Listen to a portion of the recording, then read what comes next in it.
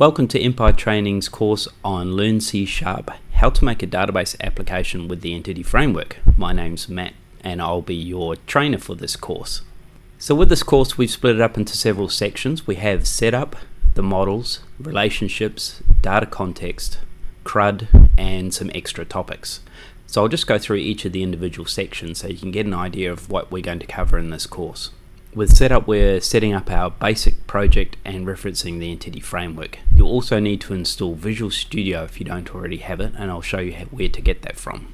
The models section shows us how to define the models with simple C# classes and properties. And we'll also create a base model so we can reuse some of the core code for our models.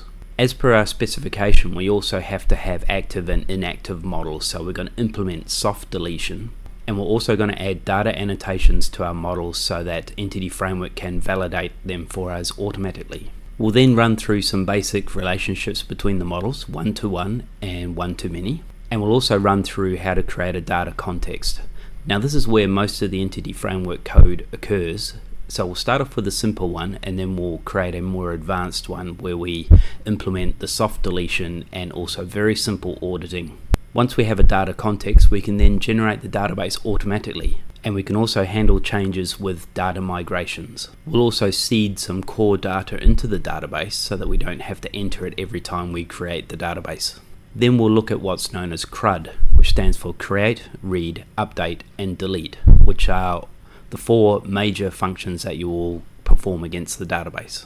And then we'll run through a few extras on how to use enumerations in your models and how to change the table and column names in the database if you require something different.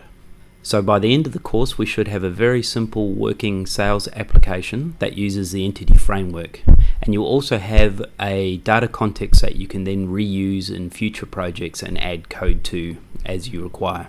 So let's get started by looking at the very simple specification for the sales application in the next video.